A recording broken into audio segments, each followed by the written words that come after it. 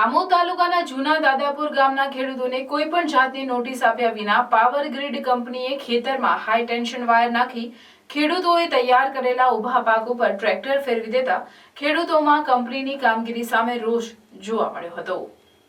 અમદાવાદથી નવસારી જતી power grid high tension લાઇનનું કામ ચાલતા ખેડૂતોને નુકસાની વેઠવાનો વારો આવ્યો હતો।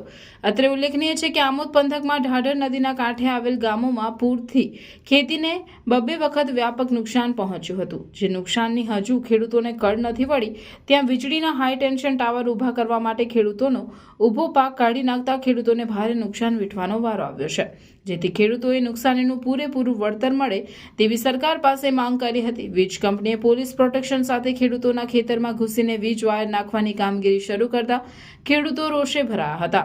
ખેડૂતોએ હાલમાં કેળા, તુવેર, ચોળી, વાલ, મરચા સહિતની ખેતી કરી પાક તૈયાર કર્યો હતો, જે ઊભા પાકનો નાશ કરતા ખેડૂતોમાં રોષ જોવા મળ્યો હતો। અત્રે ઉલ્લેખનીય છે કે આ બાબતે સ્થળ ઉપર હાજર અધિકારીઓએ જણાવ્યું હતું કે ખેડૂતોને જે પણ કંઈ નુકસાન થયું છે તે નુકસાનીનું સર્વે કરી તેમને વળતર ચૂકવવામાં આવશે।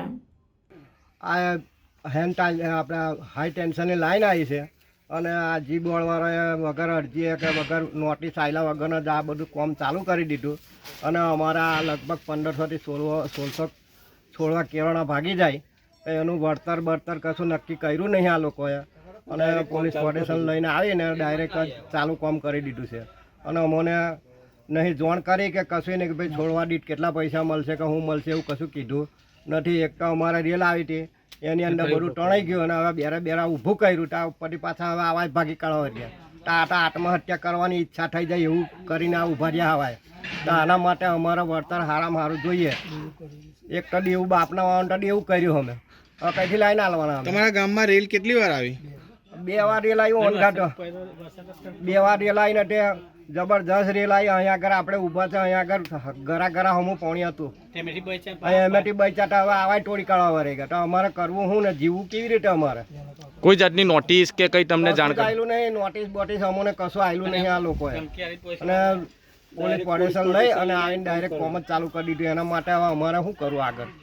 એટલે અમારે કહેવું એવું છે કે ભાઈ અમને વળતર જરા સારું મળે અને કંઈક અમારા જીવા એવું થાય, બાકી આમાં તો છે ને આત્મહત્યા થઈ જાય એવો ગાંઠ્યા હોય એવું છે અમારું કામ। બસ કયા કયા પાકને નુકસાનો છે અહીંયા કરતા? કેળ છે, તુવેર છે, ઝાલર છે, ચોરી, મરચી એ બધા પાક અમારા છે અહીંયા આગળ। આજુબાજુના બીજા બધા ખેડૂતોને આ પ્રશ્ન છે કે ખાલી તમારો જ પ્રશ્ન છે? બધાને છે, આનોય રાવજી બાબુ છે, મનુ કાળા છે, આ બાજુ ઇરફાનભાઈનું છે, બધાનું છે, બધા અહીં ઉભેલા જ છે, હાજરમાં જ છે, આ જાહિદભાઈ છે, બધા જ છે અહીંયા આગળ। બોલો।